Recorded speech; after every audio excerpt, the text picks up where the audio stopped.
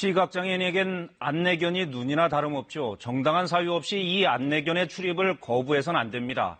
법으로 그렇게 정해져 있습니다. 이 법을 만든 게 국회인데 정작 국회는 지금까지 안내견 출입을 허용하지 않아 왔습니다. 이번에 시각장애인 당선인이 나오면서 이제 안내견도 그 높았던 국회의 문턱을 넘어설 것으로 보입니다. 이윤희 기자가 전해드립니다. 다음 달 국회로 첫 출근하는 김예지 미래한국당 당선인입니다. 피아니스트인 그녀는 선천성 시각장애인입니다.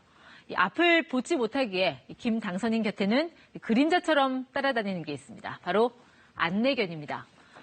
황금색 레브라도 리트리버 종으로 올해 4살, 이름은 조이입니다. 김 당선인은 지난달 자신의 인재 영입식에서 2018년부터 3년 동안 자신과 함께한 안내견이라며 이름이 조이라서 그런지 기쁨이 넘치는 아이라고 소개했습니다. 실제로 조이는 21대 총선 기간 내내 김 당선인이 가는 곳이면 어디든 함께했습니다.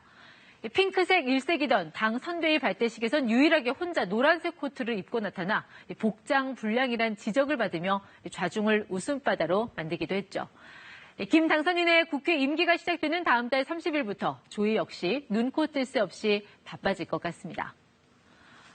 그런데요, 조이의 국회 출입을 놓고 설왕설래가 있었습니다. 국회 사무처가 안내견 출입은 전례가 없어 검토 중이라는 입장을 밝히면서 김 당선인이 고민에 빠진 것입니다.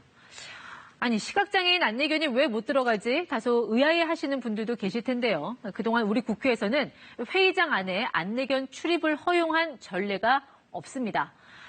과거 시각장애인 국회의원이었던 17대 국회의 정화원 의원 그리고 19대 국회 최동익 의원도 국회 회의장에 들어갈 때는 안내견 대신 활동보조요원의 도움을 받아야 했습니다.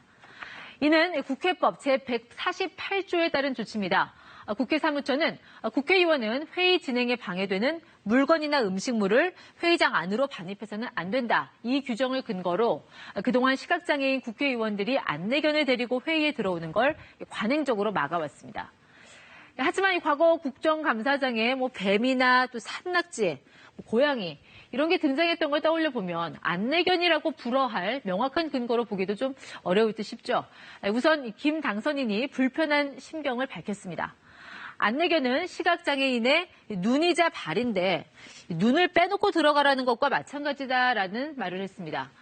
장애인 복지법에 정당한 사유 없이 안내견 출입을 거부해서는 안 된다고 명시된 지 20년이 지났지만 인식의 부재가 여전하다고 지적했습니다.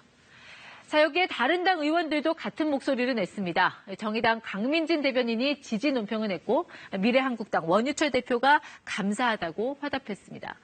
더불어민주당의 이석현 의원, 이수진 당선인 등도 조이의 국회 출입을 촉구하고 나섰습니다. 이런 여론을 의식한 듯 국회 사무처는 긍정 검토로 입장을 선호했습니다. 조이의 국회 출입을 허용하는 쪽으로 가닥을 잡고 구체적인 방안을 조율 중이라고 합니다. 이를 위해 영국 의회 사례를 참고한 것으로 알려졌습니다. 시각장애인으로서 처음으로 장관을 역임한 데이비드 블렁킷 의원의 사례입니다. 블렁킷은 하원 의원을 지내다 1997년 토니 블레어 내각에서 교육부 장관에 임명됐습니다. 영국 최초의 시각장애인 강요였습니다. 이후 2001년엔 또 내무장관으로도 활약했습니다. 블렁킷은 장관과 의원을 지내는 동안 영국 상하원 의사당에 이렇게 안내견을 대동했고요. 이 버킹엄 궁에서 엘리자베스 2세를 만날 때도 안내견과 함께했습니다. 시각장애인의 안전한 보행을 돕도록 훈련된 안내견과 우리의 인연은 꽤나 깊습니다. 한국의 첫 안내견은 1972년 미국에서 들여온 사라였습니다. 자, 이후 이 체계적인 교육 과정을 거친 그러니까 국내 양성기관에서 나온 첫 안내견은 바다였습니다. 현재 이 전 세계에서 활동 중인 안내견의 90% 이상이 리트리버 종인데요. 기질과 품성, 또 대인 친화력, 건강 적합성 여러 면에서 검증이 됐다고 합니다. 시각장애인들에게 안내견은 한 몸과 같은 동반자나 다름없습니다.